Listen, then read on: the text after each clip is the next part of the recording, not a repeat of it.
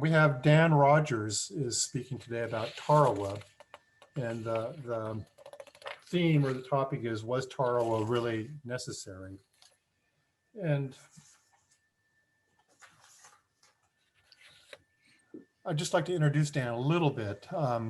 Dan's a member of the Western Naval Historical Association. You attended our symposium last year, I believe. I remember you Yes, there at correct. that restaurant.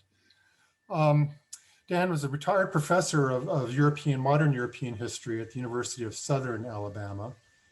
Is that correct, Dan? Southern Alabama or South Alabama? South, pretty close. In Southern California, you're going to say Southern, but we say the name of the university is South, actually. It's no big deal. Okay, South Alabama.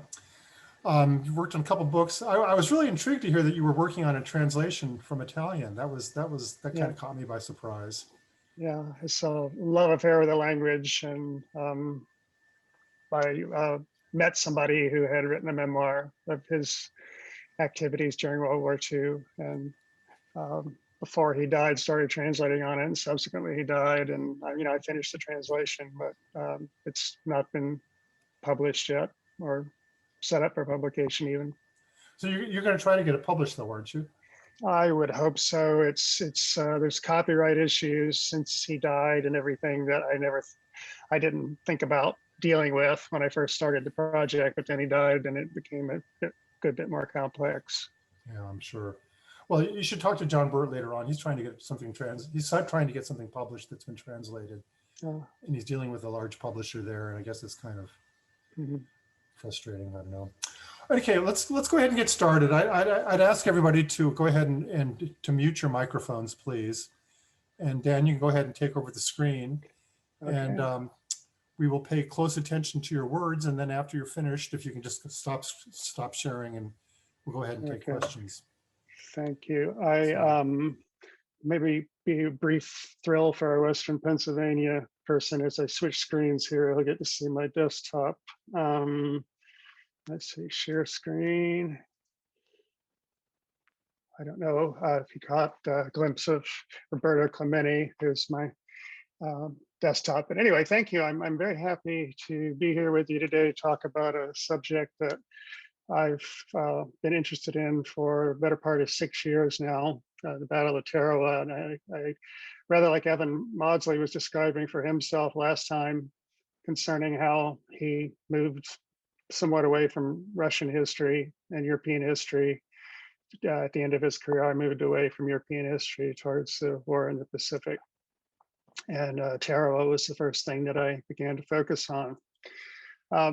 Here's a brief overview of the 4 sections of my presentation today. I'm going to have a brief look at the battle itself, some of the most important aspects of it. Then I'm going to discuss how Tarawa ever came to be chosen as the beginning of the Central Pacific campaign. Then I will look into controversies over the Battle of Tarawa, both contemporary and historical. And finally, I will offer you my perspective, not purely because I want to, but also to give us something to chew on and perhaps argue with in the discussion period that follows. Everybody still seeing the screen okay? All right, good. I'm not sure what you're seeing. I'm doing my best to try and make some adjustments here. I've got a lot of people's photographs blocking my access to the screen. Anyway, I'll just have to make that work like that. Okay, so first section, Battle of Tarawa, a brief review, beginning with the idea of the assault itself and its costs. The assault on Tarawa took place at Tarawa Atoll, but on one particular island at Tarawa Atoll, Betio Island, and the atoll and that island are part of the larger chain known as the Gilberts. This is a satellite photo on the left of Tarawa Atoll. It's about 20-25 miles from bottom to top. At the bottom left in a red oval is outlined Betio, and on the right is a map of the assault as it was planned for the 20th of November 1943. So you see Betio is rightly often compared to a bird lying on its back. And we who study it get used to reading about the bird's beak and the bird's legs and the bird's tail when we engage this topic. It is about, as you see there underneath Tarawa Atoll on the left, it's just a little bit above the equator and just a little bit west of the international date line. So it's right smack in the middle of the Pacific Ocean. There were 76 hours of combat at Betio between the 20th and 23rd of November 1943. The United States element was the 2nd Marine Division, which was composed of 5 regiments, the 2nd, 6th, and 8th, which were infantry regiments, the 10th Regiment, which was the artillery regiment, and the 18th Marines, which was an engineering regiment. They were all under the command on site of Major General Julian Smith. We'll be talking about him later, which is why I've given you his photo on the right. Somewhat ambiguously in the chain of command or chains of command that went up from Julian Smith at Battle of Tarawa was another person we're going to be talking about later. We'll see a picture of him later. Major General Holland Smith, the commander of the 5th Amphibious Corps, who was near Tarawa, but not quite at Tarawa during this battle. On the Japanese side, the defense was led by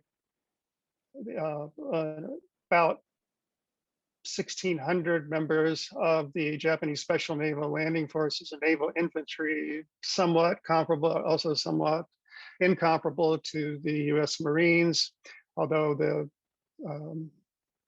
press at the time tended to refer to them as Japanese Marines. They're known as the Riku Sentai in Japanese. Okay, well, that's the bare outline of the assault. The casualties were quite high. There were 1,000 casualties per day in this battle for the 2nd Marine Division, including 1,000 killed in action. Obviously, no division could last very long at that rate of casualties, but the battle was over after only a little more than 3 days. There were up to 5,000 Japanese dead. Among this 5,000 number, hundreds of Korean forest laborers. Of the Japanese who survived, of the total Japanese contingent, only 17 survived to be taken prisoner of war. Most of them, almost all of them, were wounded and couldn't resist being captured. Concerning the costs, and this is what a lot of this presentation will be about, they were well documented both in print journalism and in still in motion photography, well-documented difficulties with the reef and the tide at Tarawa. This on the left is a reconnaissance photo that was taken a couple of months before the assault, as the island Betio here, seen from the west, was being bombed. You can see the island itself dark, and you can, if your screen is big enough, you can tell that there's a little bit of a beach around the vegetation. Carved out of the middle of the island in its vegetation is a 4,000-foot long runway with a couple of taxiways making a kind of triangle. It's obscured by smoke, which is billowing from a bombing attack that the United States is carrying out at the same time as this reconnaissance mission is occurring. But most importantly, here to the right, to the open sea, to the south, and to the left, to the lagoon side, the north, you can see extending out anywhere from 600 to 800 yards, a coral reef shelf that means that boats coming in to try to land there are going to ground somewhere, not necessarily very close to the shore. And people in the boat are going to get wet and have to wait if they want to walk in. And the Japanese had constructed a pier approximately right here. It's mostly obscured by the smoke, extending out to the edge of the reef in the lagoon.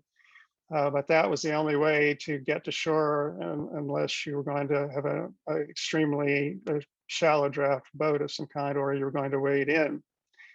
That's one of the difficulties. As we're going to see, it was well known to the invasion planners as they began contemplating this. It was not a surprise at all, nor was the fact that the tide might not be high enough, but that's for later.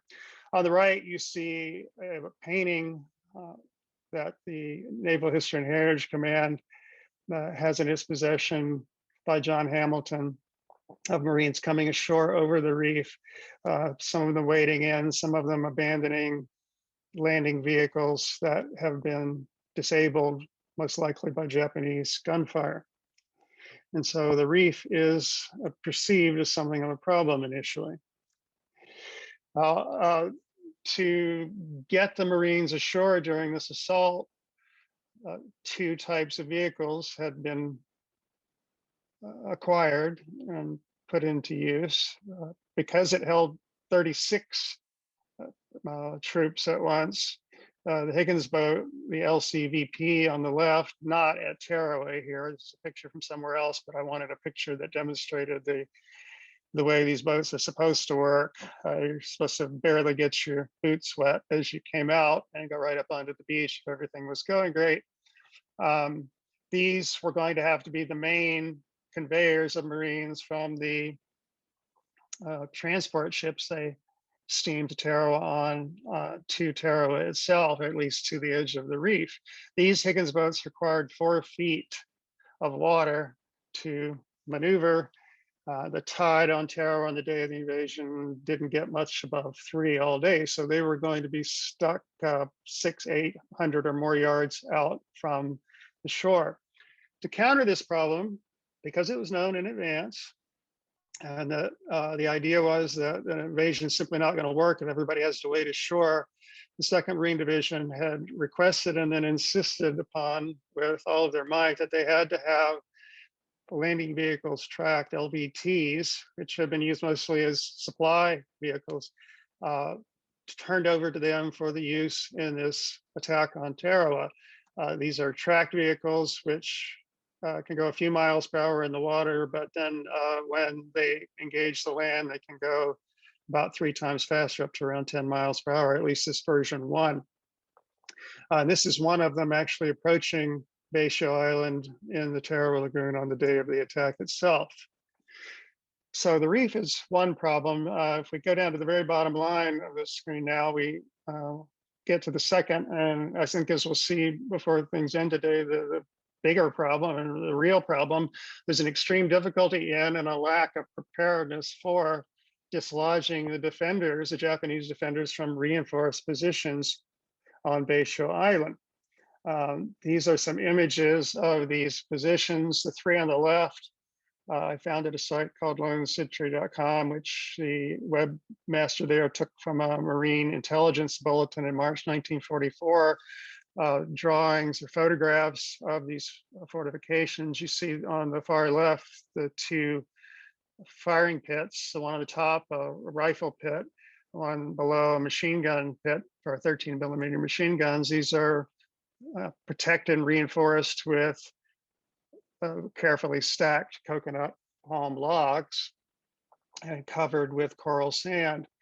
On the right, in the middle of the screen, you see a steel firing position. I believe it's pentagonal. It could be hexagonal, 5 or 6 side steel position. Some of these actually were 2 stories tall. That would require, obviously, something heavier than a rifle to penetrate. On the right, you see the worst problem of all, what the U.S. forces called bomb proofs on Tarawa. Steel reinforced concrete buildings. There were a number of these, a headquarters building, a power plant, a hospital, that simply could not be overcome with direct fire from the weapons the Marines had brought with them. And they were going to take days to get around or isolate in one way or another. Okay, so that's the overview of the assault. Now the second portion of the talk today, why was Tarawa even selected to begin the Central Pacific campaign? It looks like it's quite difficult. Why was it selected? And to understand this, we have to go back, but perhaps decades in history, at least very briefly, but certainly to the year 1942, as it turns into 1943, when what was going to take place in the Pacific for 1943 was being gamed out, thought about by especially the US Navy, not also by the US Army. Would there be a campaign in the Central Pacific? Would there be an intensification of the Southwest Theater under the leadership of General Douglas MacArthur in the area around New Guinea? or would most resources be dedicated to getting ready to invade Germany at some point in the future? 1943, if the Americans had their way, or later, if the British had their way. So that's the basic question.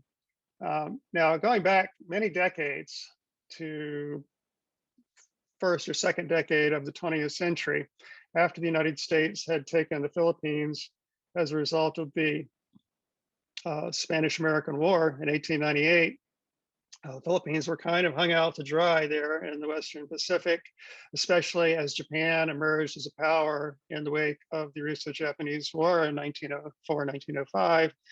And the US Navy had to start developing plans for dealing with, rescuing, reinforcing, doing something to aid the Philippines should the Japanese interfere with them. And they developed the famous War Plan Orange and its many variations running all the way up to the eve of World War II. But the basic idea was there would be some kind of Central Pacific campaign, beginning with the Navy in the early years in California, stopping in Hawaii and Oahu on the way, and then usually going through the Marshalls, where the island of Kwajalein is right here, through the Caroline Islands, where Truk is, which was a major Japanese naval base during World War II, and ultimately to Luzon, or at least somewhere out here where they might engage in a decisive fleet action with the Japanese Navy. But they were going to have to go in steps and build up fuel supplies and other kinds of supplies, and it was going to take months or even years to get all the way across there. So that's the Orange Road, the plan to get to the Philippines according to Plan Orange. And it was something that people like the man on the right here, Admiral Ernest J. King, who was the chief of naval operations and the commander-in-chief of the US fleet in World War II, had been gaming out, participating in exercises about in the interwar period. The War Plan Orange usually began with Marshalls. The Gilberts were never really part of this. So the idea was get to the Marshalls. At the Casablanca, Morocco conference in January 1943, the Americans and the British leadership, Roosevelt and Churchill, and their top military advisors met to discuss the plans for the second part in the end of 1943. Most famously at this conference, the British came quite well prepared to, as politely as they could manage it, reject American proposals to stage a cross-channel invasion from England into France in 1943 and delay that into 1944 at the earliest. After struggling against this, the United States relented, but this gave Admiral King actually an opening to push quite hard for the beginning of a Central Pacific offensive in 1943, because there would be more resources available for the Pacific than necessary. The British were reluctant to do this because they are always strong advocates of the Germany First agreement and wanted to hold the United States pledges it had made at the beginning of the war to defeat Germany first. But faced with King's insistence, they relented and they agreed, okay, well, as long as it doesn't require additional resources to the Pacific, why don't we go ahead and move on the island of Rabaul from General MacArthur's area of the Southwest Pacific. This is a map of the Southwest Pacific Theater early in the war. Rabaul is on New Ireland, at the northern tip of New Ireland right here. It was a heavily fortified naval air base, and US strategy called at this particular moment for actually assaulting and taking Rabaul, probably from two directions, from New Guinea here to the west and southwest, and then from the Solomon Islands, which the US had begun invading in August 1942. The problem with going for Rabaul, though, when MacArthur proposed how to do this exactly in reiteration of a plan called Elkton in early 1943, was that it took far more divisions than would conceivably be available in the Pacific at any point in 1943. It's way too much. It's never going to happen. So Rabaul is going to have to be ignored or isolated or worn down, but certainly not attacked in any frontal way. But that releases a lot of forces for some other kind of operation, perhaps a Central Pacific offensive that King has gotten approval for at Casablanca. So if there can be, as the slide is telling us at the top, there can be now in late 1943, an assault in the Central Pacific, then exactly where? Were the Marshalls really the very best place to start? And maybe the Gilberts might be better. The Gilberts were a British possession before the war rather than American. Not a lot had been known about them. But if they could be attacked first before the Marshalls, as the first two bullet points here make clear, there's some advantages. It would push the threat to shipping farther back to the west than the Marshalls would, and it would present a less complex target. And these maps I'm going to show you on this slide, the next one, are designed to illustrate these 2 points. Here's a line running between Oahu and Brisbane, Australia. This line, I'm much worried about by the navies of the Allies. It was never quite as threatened as they worried it might be, but they still are rightly concerned that this direct line of communication shipping between the US and Australia be preserved. There was a threat to it, obviously, here at Guadalcanal in 1942 when the Japanese took Guadalcanal and began constructing an airbase there. Well, as you can see, Tarawa is actually slightly closer to that line.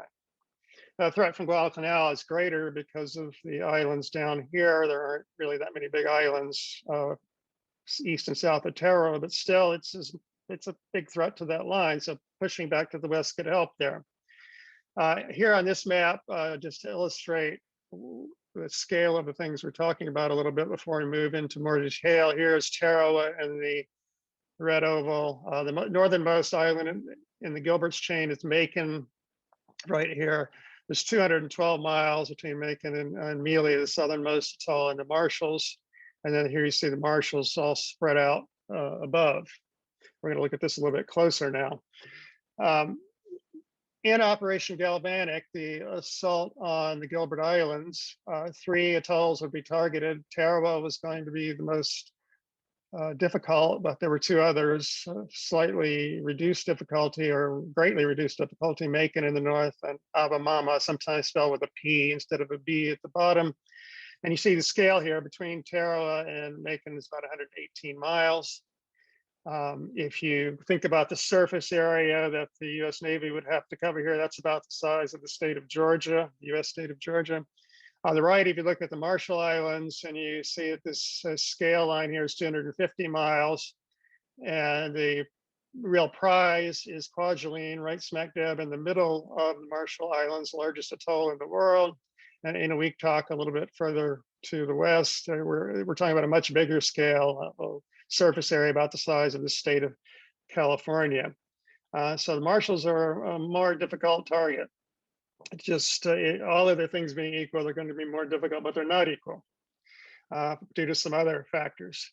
The third point here talks about one of them. The Gilberts had been held by Japan only since 1941. When they'd been taken from the British, who offered zero resistance, there was nobody there to resist, and they had been fortified only since 1942 to 43, after the US kind of unwisely drew Japanese attention to the fact that the Gilberts were vulnerable by raiding Macon Island in August 1942. The Marshalls, on the other hand, had been held by Japan since October 1914, since they'd been taken from Germany in World War I. Were they fortified? 3 big question marks there. Who knows? The intelligence wasn't good. You could send some submarines. Their photographs weren't going to be extremely helpful. Overflights would be quite rare. It was believed there were up to 8 airfields in the Marshalls, but only 1 was in the Gilberts, and that was on Betio Island. So you're talking about a far more complex air campaign, if it comes to that, in the Marshalls versus the Gilberts. And lastly, if the Gilberts were taken first, prior to taking the Marshalls land-based aerial photo reconnaissance would be possible. The Marshalls were at the absolute extreme outer range of US land-based bombers flying from Funafuti and what were called the Ellis Islands at the time, about 1,400 miles away.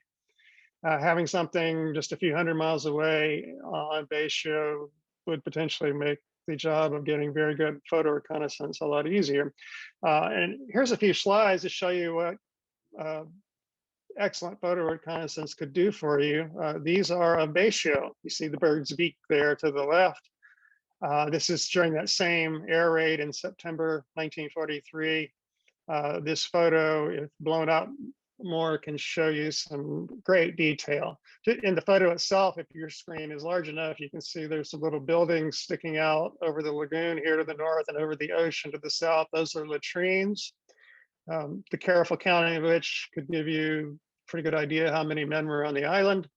Other structures like aircraft revetments here, tank traps could be discerned by looking at these photos.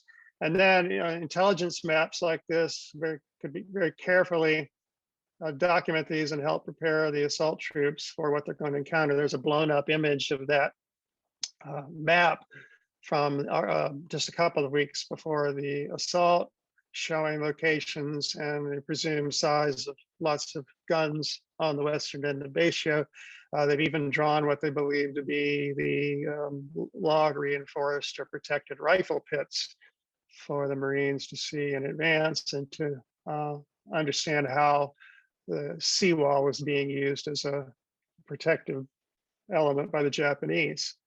Okay, so that's why Tarawa might be chosen first as part of the Central Pacific campaign. Now we're going to look at the controversies. The first controversy of any note came very quickly in 1943 and 1944. And of course, it has to do with the question of the tide. The tide on the 20th of November, 1943, never got above about 3 feet.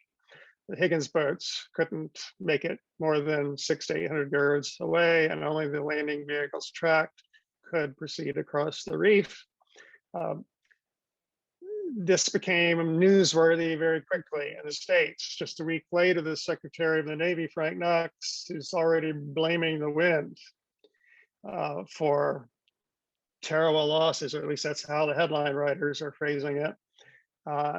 And story after story comes out like this, to the great frustration of Julian Smith and many other Marines who, as best they could, began telling everybody, listen, we knew this was going to be a problem. This is a letter from Julian Smith to a friend of his back in Maryland, where he grew up, that he wrote a month and a half after Tarawa. I've underlined just a few points of this. He said, we had a neap tide period, and without special provisions for getting our first waves across a reef, we would have not been successful. He doesn't say what those special provisions are because it was probably still something of a secret. Those are the LVTs that he meant by that. Most of our newspaper men came in later waves and landing boats, which we knew would probably not cross the reef. That's why the LVTs were there in the first place. And so we're getting a lot of bad publicity, which is implying that we didn't know what we were doing. It's simply not the case. Marines might have been able to help their case if in the film, the excellent film that they produced and released very quickly, had mentioned the tide and their difficulties with getting the boats ashore. The tide, however, never arises in the film with the Marines at Tarawa, which was released in early March 1944, just a few months later. This is one of the first reasons I got interested in this, because I became aware of this alleged issue with the tide, and then I went to watch the Marines at Tarawa to see what was said about it, and there's nothing. And you can understand they might have wanted to focus on other elements that were necessary for keeping morale up at home. They might also not have wanted the Japanese to know there were difficulties because of the reef. Whatever the case, a really good early chance they might have had to say, we knew there was going to be trouble with the reef, and we dealt with it. That opportunity was lost.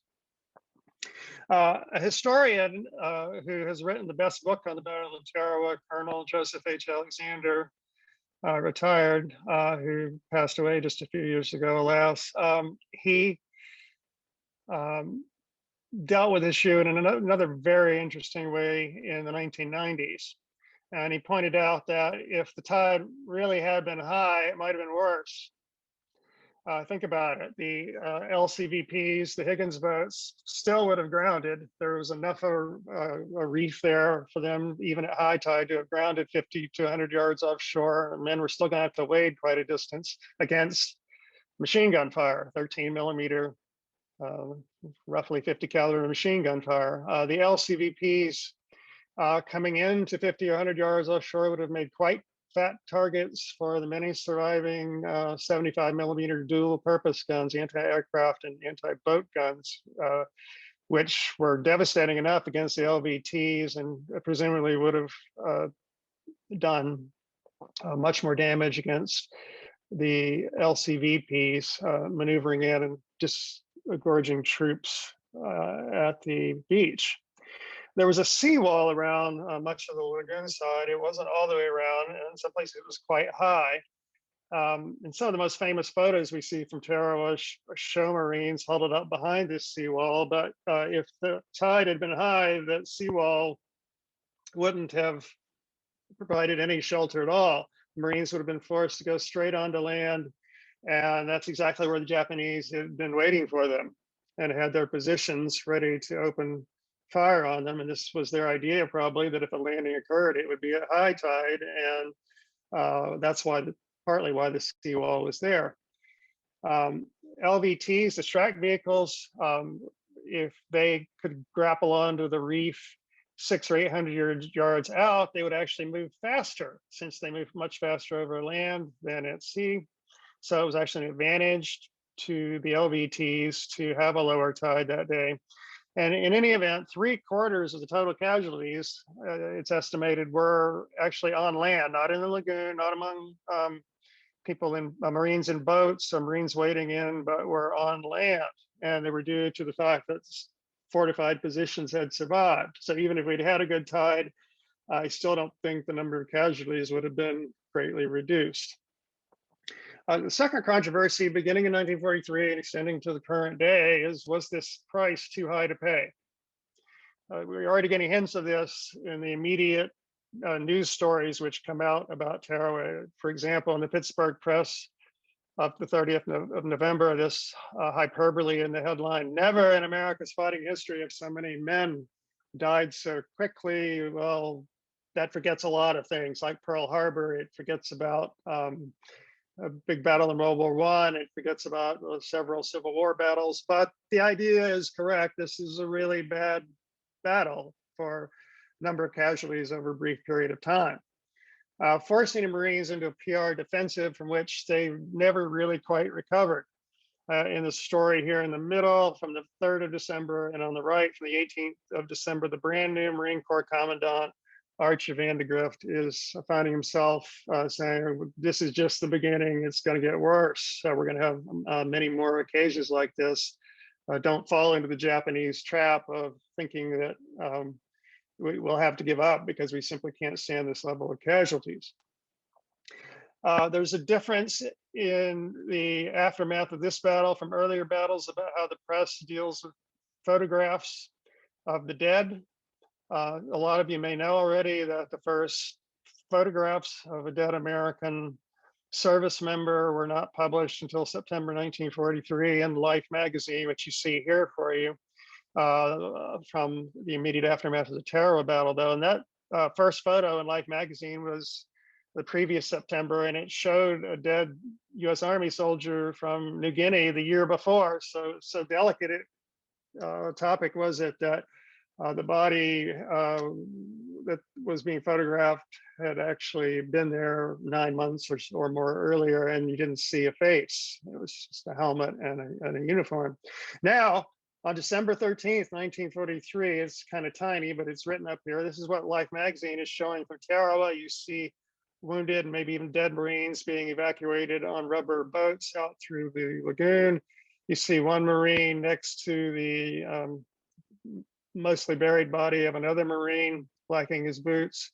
Here, the most disturbing photo of all to me, you see Marines resting from combat, resting wherever they can. It just happens to be next to one of their own who has fallen, and next to the Japanese who has fallen as well. So the U.S. is getting these kind of images immediately after the battle, and that can help fuel the idea that perhaps this was too much. Well, after the war, Holland Smith, who you remember as the commander of the 5th Amphibious Corps, the training and theoretical oversight body for the 2nd Marine Division as they went into Tarawa. Here he is pictured in the Saturday Evening Post, in which his memoirs, known as Coral and Brass, were serialized in 1948. And it's shocking what he does, shocking to me, shocking to the people who he worked with at the time. He says Tarawa was a mistake.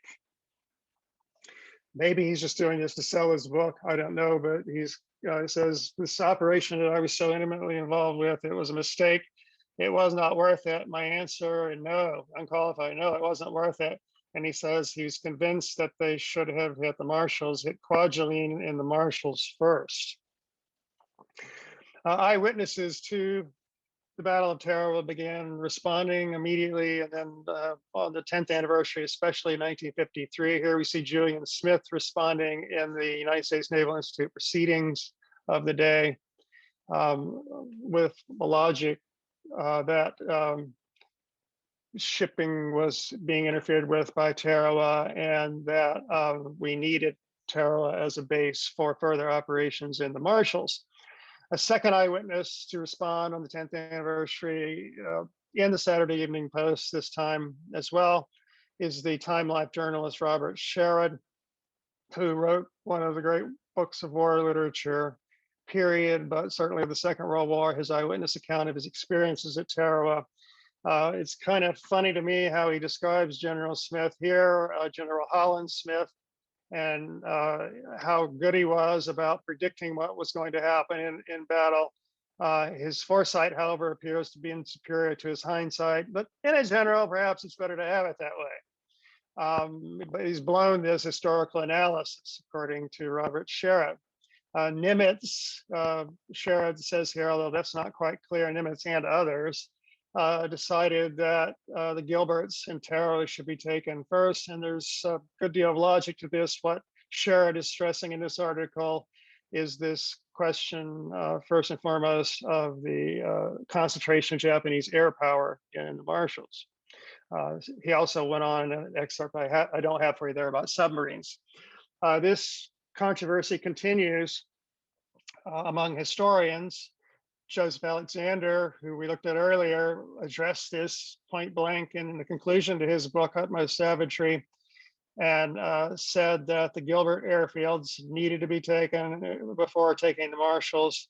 Just imagine if they hadn't been taken, instead, just Macon and Apamama had been taken, and we'd put airfields on them, there would have been the big Japanese airfield left on Betio, and we simply couldn't have allowed that. Countering this viewpoint in the colorfully titled book, If Mahan Ran the Great Pacific War, published by Indiana University Press in 2008, John A. Adams has said this was a total blundering mistake. There's no real purpose to taking Betio and Tarawa. Neither Macon nor Tarawa was well positioned to facilitate attack on another key target. Obviously, a lot of people disagree with that. He blames Raymond Spruance, the commander of the Central Pacific Naval Force, for this blunder, whereas, as he sees it, whereas Sherrod had attributed it to Nimitz, and others would say it was people in Washington who made that decision. So those are the controversies. And now to conclude here, I want to give you my perspective on these things. I will admit, in harmony with the critics, Holland Smith, Adams, and perhaps others, with perfect knowledge of what the Essex class carriers and the groups around them are capable of, perfect knowledge of Japanese dispositions, perfect knowledge about how to attack a defended coral atoll, that the Marshalls would have been a better place to start. But that perfection It did not exist in real life. As Lieutenant James Stockman, one of the first authors to write a full-length book about Tarawa, he was a U.S. Marine Corps historian. As he said in the battle for Tarawa in 1945, there had to be a Tarawa, first place.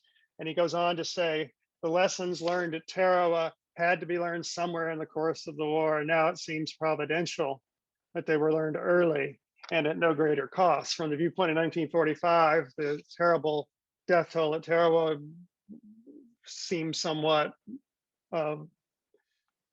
less terrible because of some of the battles that had followed. So he stresses lessons, and I'd like to stress lessons and how important they were and what came from Tarawa. I've got a whole bunch of them for you here, grouped in 5 different categories. I'm going to read them off rather quickly here. If I had written them all out, we would have spent the entire time just dealing with them. So I beg your forgiveness for being rather brief with them.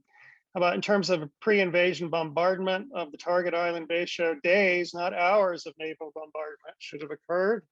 Artillery should have been landed on nearby islands at least one day in advance of the assault. Fire from artillery and naval guns should have been focused on specific targets, not on just whole grids of the island on the map. There should have been more fire at plunging angles to penetrate the tops of structures better.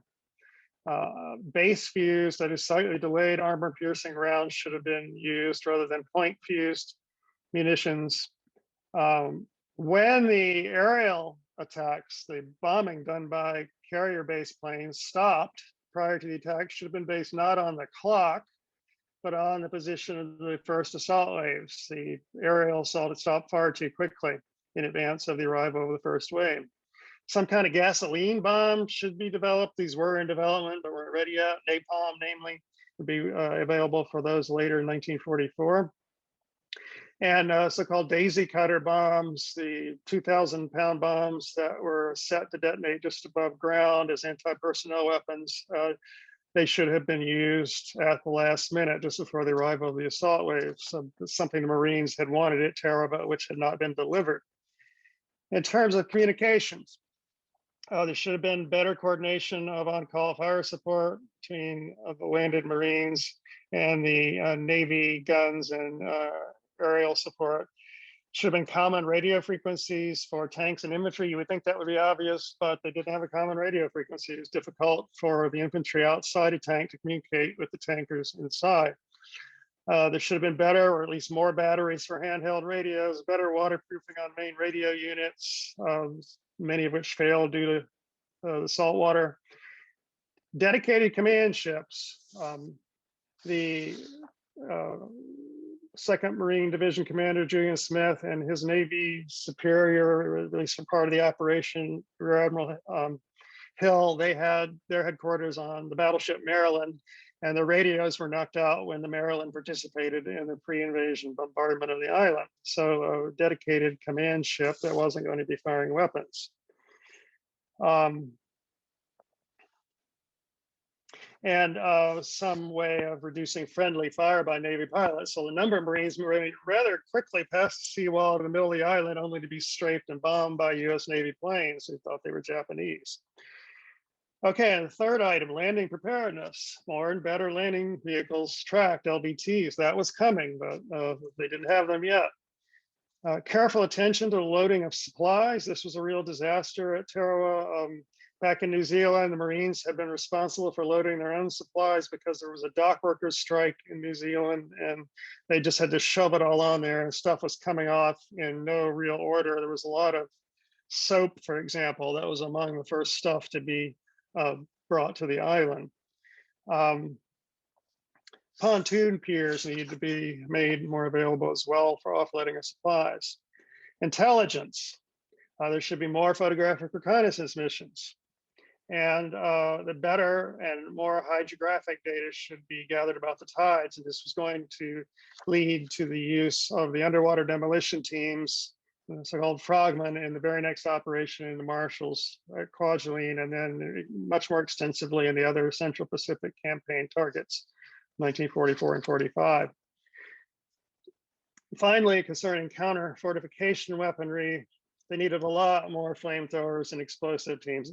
didn't know they needed so many. They found out rather quickly. They needed bazookas. They were available. They just had not been assigned to the 2nd Marine Division for Tarawa. And they needed many more 75 millimeter gun tanks. It is the M4s, the Shermans.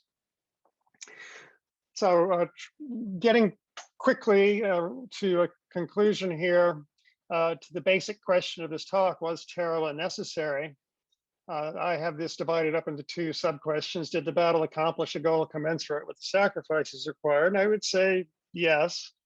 Amphibious assault doctrine had been validated and improved for Kwajalein, that is for the next stage for the Marshalls.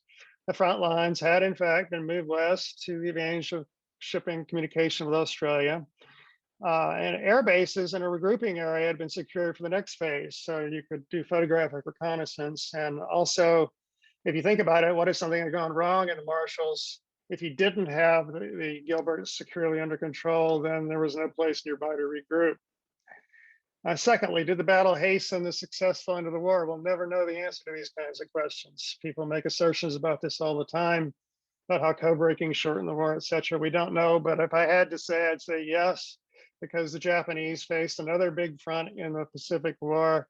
The capture of the Marshalls led much more quickly to the capture of the Marianas than had been expected, and the quick capture of the Marianas led quickly to strategic bombing of the Japanese home islands and to further Central Pacific attacks on Peleliu, Iwo Jima, and Okinawa. Kind of wrapping up now, 2 more slides here about that lack of preparation that I hinted at the very beginning. Why weren't they better prepared? A couple of quotations here. And I'd like to also acknowledge my intellectual debt to Vince, who wrote an article about speed in the invasion of Europe, speed not having been applied to that invasion, and perhaps how it could have been applied to great benefit by launching the cross-channel invasion sooner. But anyway, here are a couple of quotes. First from Helmut Moltke, the Prussian general, the elder of 1880. The greatest good deed in war is the speedy ending of the war, and every means to that end, as long as it is not reprehensible, must remain open. Get the war over with. If you're forced to be in the war, you have to get it over with. And that's going to mean Tarawas. Raymond Spruance, the overall naval commander on site in the Gilberts. War is a tough business, and we sometimes gain more than we lose by pressing forward against the enemy before we are entirely ready. So is this need for speed? Chief of Naval Operations Admiral King and Admiral Chester Nimitz, the Commander-in-Chief of the Pacific Fleet, had to have the Gilbert's operation done in November. If the Marshalls were going to work on time, it had to be in November. They went on the best day they could in November. It wasn't a very good day, but they went on the best day they could, November the 20th. And another factor in the need for speed is the transports and the escorts had to clear out quickly. Still the memory of Sava Island at Guadalcanal and the transports leaving Guadalcanal. And just a few weeks earlier, the Japanese had attempted to interfere with the landing at Bougainville with the Battle of Empress Augusta Bay. They hadn't succeeded, but they had tried to get at the transports. And so this is on the minds of Nimitz and Spruance and others to get these ships back to safety, Pearl Harbor, as quickly as possible. So the very last slide, in conclusion, my summary. Tarawa, while unexpectedly bloody for the United States, was an essential step in ending the Pacific War more quickly due to the lessons learned, due to the support it offered for attack on the Marshalls, and due to the denial of Betio to the Japanese during the Marshall action. And if we can close by looking at this photograph of an intersection, which is a major historical intersection, but a minor residential one here about a mile from my house in Mobile, Alabama, where somebody with a memory of World War II, a quite specific memory of World War II, built a housing development in the early 1960s, and they chose 4 battles, and Tarawa intersects with Kwajalein, and I thought that was a rather happy coincidence for the viewpoint I wanted to share with you, that Tarawa was essential for the success of Kwajalein. So with that, I'm going to stop sharing my screen and let Vince step back in and take over from here. Thank you very much for your attention. Thank you, Dan. That was actually very interesting. I don't mean to sound surprised. It was interesting. Thanks. I had no idea that the low tide had its advantages, and for me, that was one of the big takeaways that I'm going to come out of this with. Sometimes what you think is really bad turns out to be much better than what the narrative says that it is. Right. That's Joe Alexander's point. It's, you know, it's nothing original in me, but it deserves to be emphasized as often as we can. I'll make one more comment before I turn this over to general questions. When you were talking about the lessons that were learned, particularly about the radios needing to be waterproof, and about how the facility having a command ship's a good idea, and things like that, and I was very much struck by how similar that is to the lessons that were learned at Torch. And Torch was actually a year before Tarawa, and I'm just kind of wondering why. Perhaps was there some sort of disconnect between the Marines and the Army, perhaps? Seems to be. I mean, I don't know. I can't say for sure, but I see the same thing you're talking about. They seem to have been developing their institutional knowledge of the Pacific based on their pre-war exercises and the knowledge that people like Holland Smith brought with them from what they had been doing between and right before the war into the Pacific. But I haven't seen any of the documents I looked at say, well, this is what happened at Torch. Yeah, that would have been a great advantage to have learned these lessons from Torch rather than Tarawa. Well, they were supposed to be lessons that had been learned, and that was supposed to be one of the big benefits of Torch. So, and maybe you know, Husky went better because of Torch, but I don't know that the knowledge made it all the way into the Pacific. It's also interesting, very interesting to me. Does anybody have any questions? Let's open it up a little bit. Hal, why don't you go first? You're up in the corner there. Yeah, it's interesting how these historiographical twists and turns take place. In a lot of the history after the war, it was more than strongly implied that the Marines just sort of lacked tactical and operational imagination, and so they carried out these frontal assaults and that turned into these bloody blunders, supposedly. Tarawa, Saipan, along with Holland Smith, you know, relieving the Army commander and so forth. Thomas Buell covers this really well, and this is more a comment than a question, but Thomas Buell covers this really well in his biography of Spruance. Smith wanted to take some of the surrounding islands, set up long-range artillery, and just really bombard the hell out of Betio. And Spruance, with his own good reasons, said, no, I want you in and out of there in 3 days. I don't want to keep my carriers around with land-based air from the Marshalls. He went up to Nimitz, and Nimitz told Smith, make a frontal assault. So, but the Marines kept getting blamed for this repeatedly, when very often they were just following the orders of superiors. They fell back on what I understand is their tradition, which is just to make do with what they've got when it comes to it. They not only wanted the next island over called Vairiki, just to the east of Betio, but they also wanted a feint demonstration landing to come ashore on the ocean side of Betio. And they said, you got to be kidding, we don't have the ships for that. All the anti-submarine work would be doubled, and no, we just can't handle that. And there were, in fact, air attacks. The light carrier Independence was knocked out of action by an air-launched torpedo. The task force from Macon, as it was proceeding home, was harassed for the first part of the way by night attacks. You may know that Butch O'Hare lost his life in one of those attacks. The guy for whom the Chicago airport is named, the Marine hero from earlier in the war, trying to counter these things at night. So it was not a place where immediate air supremacy was established, not at all. So it was dangerous, and the Marines tried to get more LVTs, those artillery positions, the demonstration landing. It just got told no every time they asked for something. And finally, very famously, Julian Smith said to Holland Smith, well, if you're going to make me do this like this, which I recommend against, I want it in writing. And he got it in writing, and he saluted and went and did it. Carlos, you had a question. You're muted, Carlos. Right. Here we go. Can you hear me? Yes. Hey, Dan, I don't know if Hal saw this, but when you put up that headline with Vandergrift, he used the phrase Royal Road. Isn't that from War Plan Orange? I don't know. It could be. Miller's book uses the same phrase, so I was thinking about what I'll look into it. But no.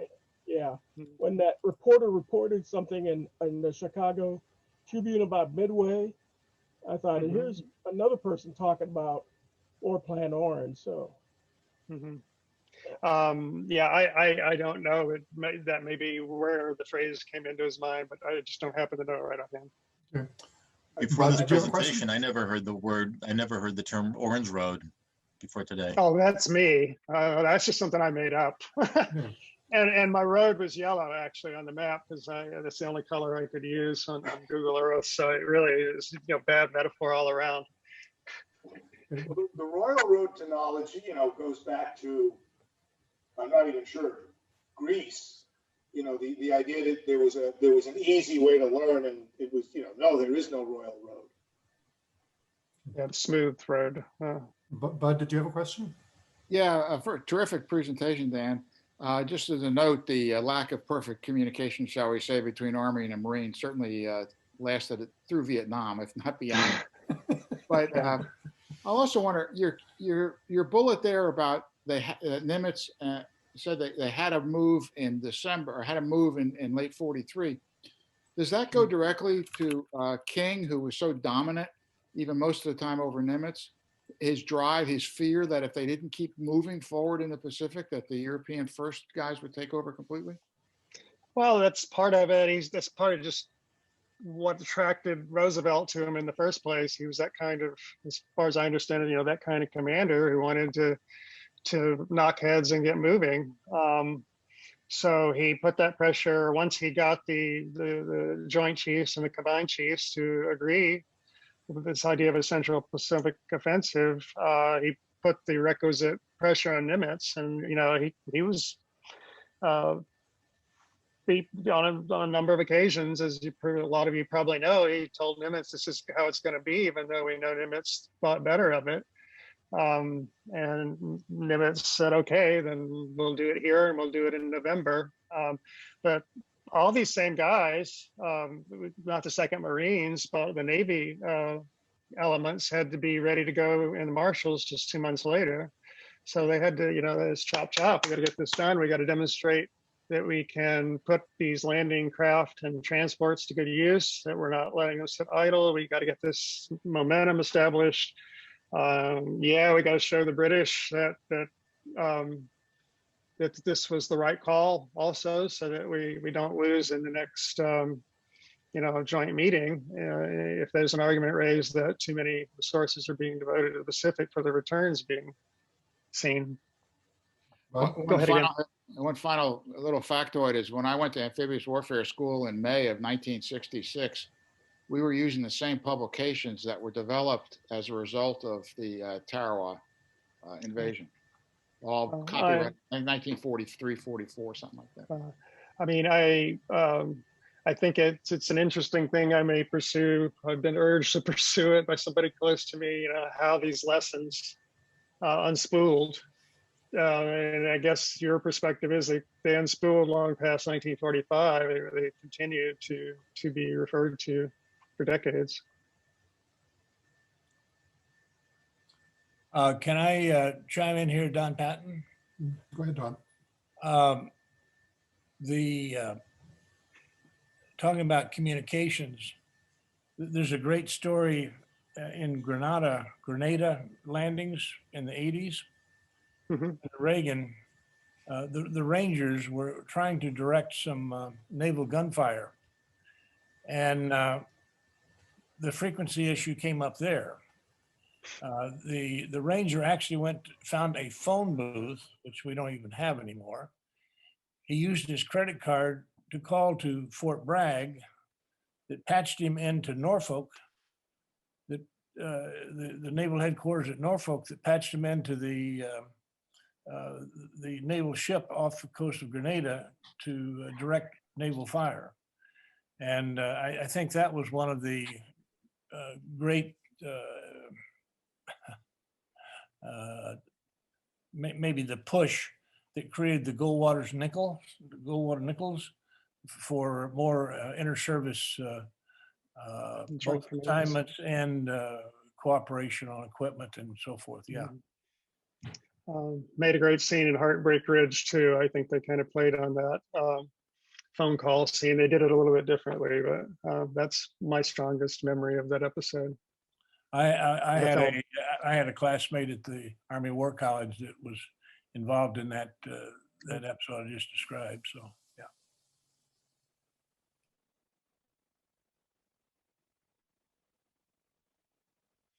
There's some hands up. I see Terry and then Sam.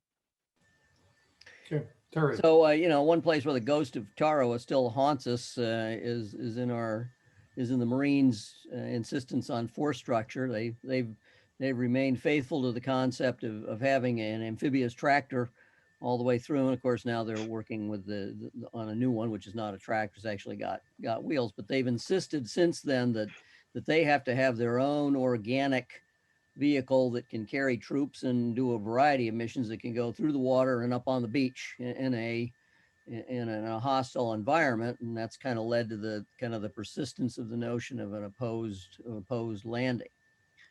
The other thing the Marines are insistent of throughout and still today is the role of naval gunfire support, or surface fire support, the correct name now. And their advocacy for guns on ships, or some sort of a direct support from the sea, artillery kind of capability, which the Navy waffles on and has continuously, and of course the DDG 1000 was supposed to have that as a mission, and they never developed the gun, or didn't buy the ammunition for that. So Tarawa is directly related to those two positions of the modern Marine Corps as well. Thanks, that's very interesting. It's interesting. Yeah, I enjoyed your presentation and just wanted to add a couple of things. I think the term Royal Road, Ed Miller uses that in his book on War Plan Orange, and I think the origins of it somehow comes out of the Naval War College, but I'm not quite clear. That'd be useful. As far as the Grenada incident, I've heard that many times. I've never been able to verify it. When you look at the Goldwater Nichols, with, for example, several books on it, particularly by the staffers that worked on Goldwater Nichols, they always refer to the attack on the Marines in Beirut as the motivator for that during the Reagan, and don't seem to mention Grenada. So I'm still curious how accurate that story is. So if anybody has any detailed information or can point me in the right direction to find that, I really would appreciate it. And I do think that King definitely thought that was necessary to keep progress going so that the Navy resources weren't flowing exclusively to Europe. And I can find very little about wartime communications between the Army and the Marine Corps as far as experience, with the exception of the communications within the theater in the Pacific. I don't know. I've never read anything that says, okay, Marine observers in Europe took down lessons learned, told their counterparts, that got up to the Pacific. That would be a very interesting article if someone could track that down and really research that. That would, because I've never seen anything There might be, but I've never seen anything that really talks about that, whether there were lessons learned in Europe that were applied to the Pacific. There were a couple of dozen Marines that participated in Operation Torch. Not many, Yeah, but a couple. I read that. Yeah. I wonder how, if they got, I mean, if they, obviously they passed on the information to Quantico, I'm sure. But I'm wondering if that actually got transmitted out to the Pacific, and maybe there's no evidence. Maybe there's, memoirs. I don't know, archival evidence. Anyway. They were involved in the assault on Oran Harbor, so it could be that the lessons they learned from that particular incident were not the lessons that applied in the Pacific. I mean, sailing a ship into a harbor and being blasted by French destroyers, kind of distracting.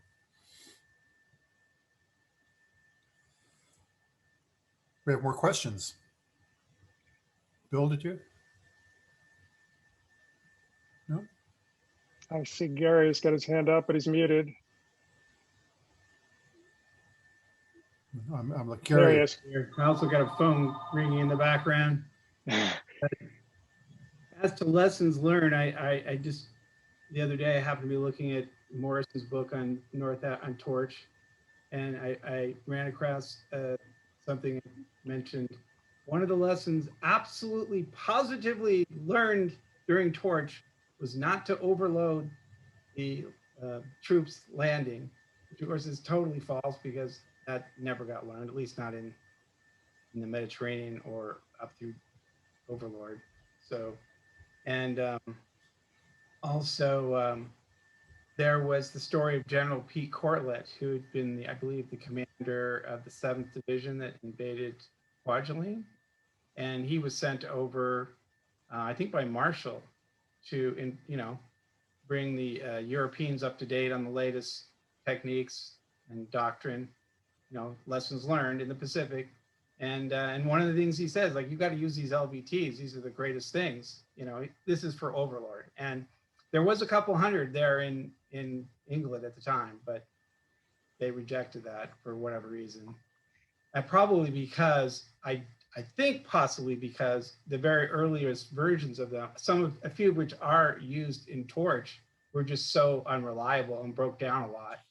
And so I was curious, was that a problem? Was there a lot of breakdowns? Well, that at Tarawa? Yes, but they had a bad reputation, which is why the Navy was resisting. I mean, Kelly Turner said no when he was first asked about LBTs by the Marines of the 2nd Division, because his impression of them was they were junk, they were worthless, they broke down too much. And he was told ultimately by Holland Smith, no LBTs, no landing. And Turner relented. But some of them broke down. They were extremely vulnerable to rifle machine gun fire, turned into Swiss cheese, went back out to try to ferry troops in from the reef and conked out or sank because they had too many holes in them. So they were not in their first version here, the LVT-1s, the kind that would be necessary to establish momentum in a opposed landing later in the war. And they had already by the summer of '44, the 4th version at Saipan, some of which, that had the rear exits. These, you just throw yourself over the side. It is a long way down. It wasn't 3 or 4 feet, more like 7 or 8 feet down hard. So they were far from ideal. They weren't armored enough. One of the things that the 2nd Marines spent a lot of their time doing in the weeks leading up to departing New Zealand was finding steel plating in Wellington, New Zealand, and hiring people to weld it on to cover the glass at the front where the drivers are supposed to see, and just leave them a little slit and putting machine guns on them. And at the same time, they had to worry they were making it top heavy.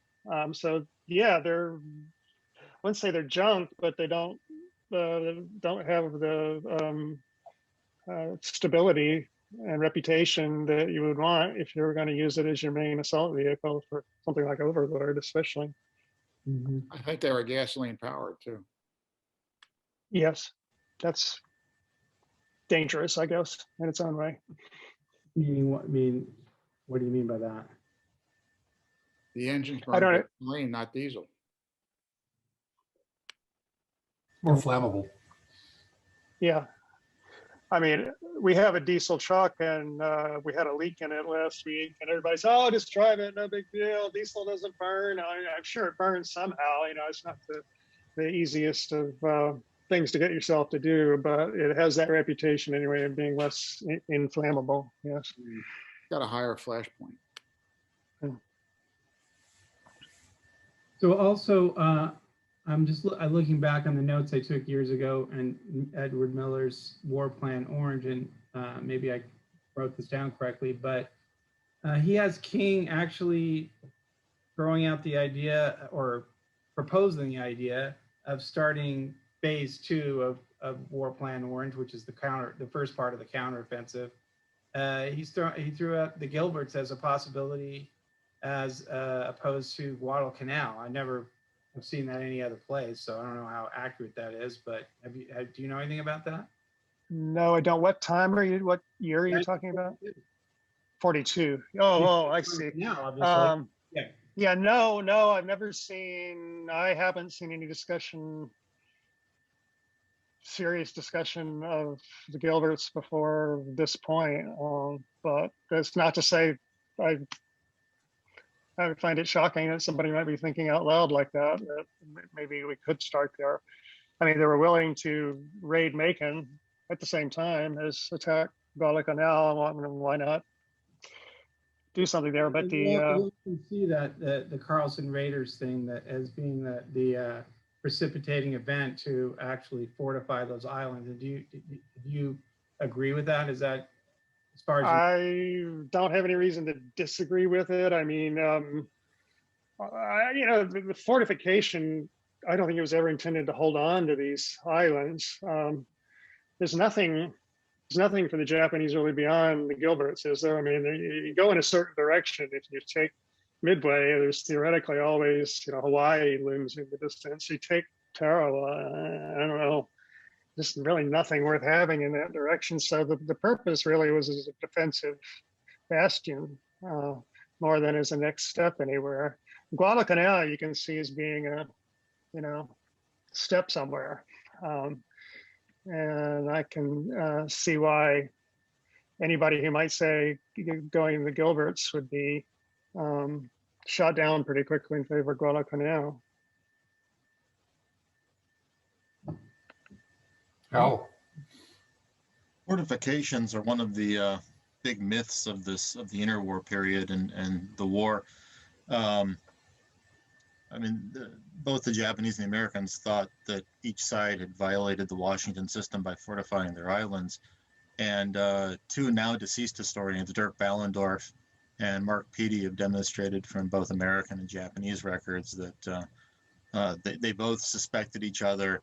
They both assumed that their islands were fortified, and neither side was fortifying. And the major news there is the Japanese did not start fortifying any of their Micronesian islands before 1939, well after they pulled out of the League, and they really didn't start seriously fortifying any of them until about 1941. They were still completing fortifications in 43 and 44 on some of the islands as the Americans were beginning to invade them. So, but the Navy was convinced that even into the post-war period that, of course they'd fortified, of course they'd violated. And there was even this mythology that somehow this had led to the Pearl Harbor strike rather than coming in from the Northwest. But I see that myth persisting even today in some ways. And that goes to that idea of having perfect knowledge. If you knew they hadn't really fortified it, then yes, the Marshalls would have been a better place to attack first. Okay. Yeah, I'm just curious. Obviously, the Japanese had established an airfield on but did they have any air strength that was actually there? No, not by the time they had pulled their bombers out months before. They discovered it was vulnerable to the 7th Air Force bombing from Funafuti. about 800 miles away, and they it wasn't an active hot target in that sense. There was a fear that it could be redeveloped into one, but it was the Japanese had discovered it wasn't as useful as they had thought when they spent all that effort building the 4,000-foot runway there.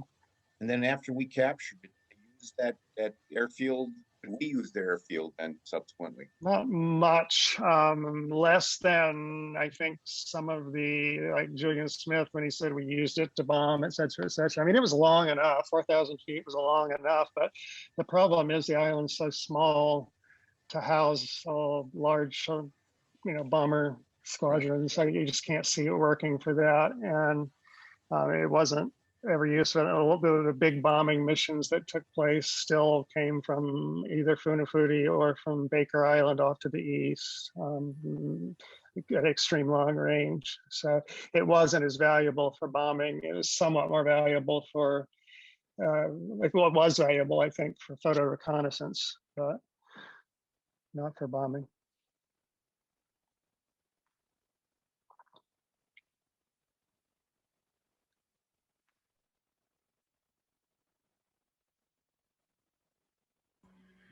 I'd like to sneak in with a question since there's dead air, which is unrelated to Tarawa. Basically, could you tell me who the Italian guy is and what he did? I'm very curious about that. The Italians are my thing, so. Oh, okay. Well, it's not inappropriate to ask. His name was Piero Sebastiani, and he grew up in Lucca in Tuscany. And his father was a fascist, not a big deal or anything, but a convinced fascist. And Piero was born about 1920. What would that have been? The late 20s. So he was a boy still, becoming a man. When the world turned upside down for the Italians in 1943, and sort of following the family ideology, he joined this outfit called the Black Brigades, which was set up to be a paramilitary to support Mussolini in the German-occupied section of northern Italy where he lived. And his book is about the anti-partisan activities. The Black Brigades weren't trusted by the Germans for what they really wanted to be used for, which was frontline combat against the American and British invaders. Instead, the Germans said, why don't you go deal with the partisans, which is, of course, the dirtiest kind of war you can imagine. He's pushed right into that as a boy, and it disgusted him, and he stayed true until the end, but he very quickly realized, boy, that was stupid. That was a mistake. He was a convinced Democrat the rest of his life, and wrote this series of books, one of which I translated, about his experiences, to sort of, I guess, as a part of his atonement. Well, I hope you get it published. Me too. If you do. Anybody has any ideas about where to publish it, let me know. I'm the last person to ask about that. I'm the non-published among this great crowd of actual people who do history and get published for it.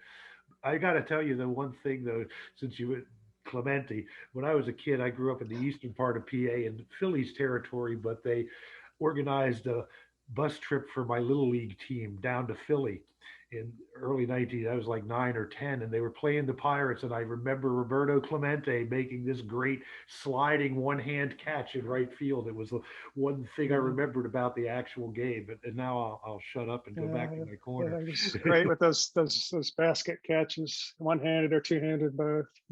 Daring. Any other questions about anything, Italy, Tarawa, whatever?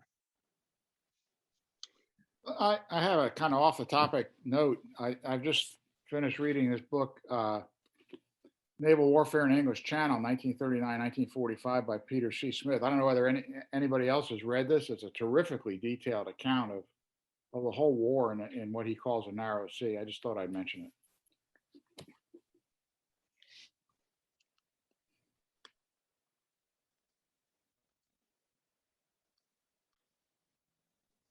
Thank you for that. Vince, you're muted. You're muted, Vince.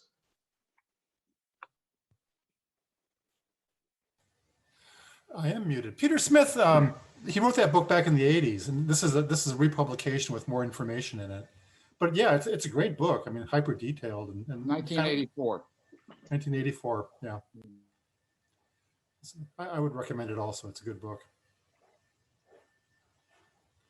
I don't know what's happening with Peter Smith either. He's probably about my age, but I'm not sure what he's doing anymore.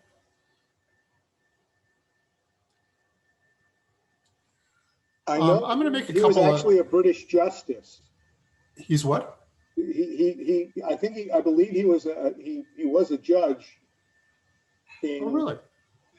Yeah. I didn't know that. I've got an article on him somewhere, or read an article on him somewhere, because he wrote a whole bunch, dive bomber and a whole bunch of other stuff. But that was all the sideline to his career. He was writing books about airplanes, last I heard, about coming out with just publishing books about dive bombers or whatever, just covering different stuff. Well, I'm gonna go ahead and say I thought this was a really interesting conversation this morning, Dan. Or this afternoon. I learned a couple things I did not know. I'm still very much struck by the idea that the tides were actually advantageous. Either advantageous or really were a very minor problem to the real problem compared to the real problem. Yeah, and this whole thing about learning how to do amphibious operations and getting different iterations of it in different parts of the world, sometimes right and sometimes wrong, and it's just a fascinating topic. I think Tarawa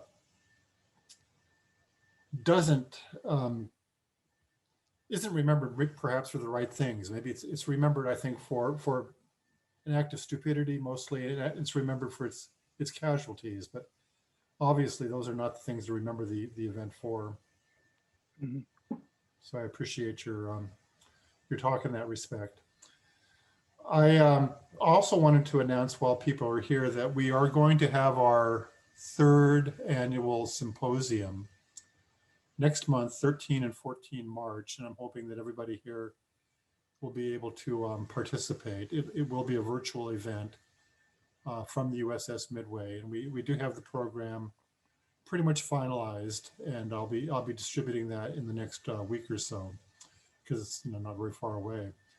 So I'm hoping that everybody will be able to participate in that as well. It'll be 4 hours on Saturday and 4 hours on Sunday, so it won't be be some time involved, but it won't be massive. So, keep your calendar clear for that weekend as well, please. And are there any other questions or comments that people want to make as long as we're all here? Nobody has anything? It's nice to see some new faces. I'm nice to see some folks from Italy attending. I appreciate that. And again, Dan, thank you very much. This has been You're very welcome. interesting. My pleasure. Very interesting presentation.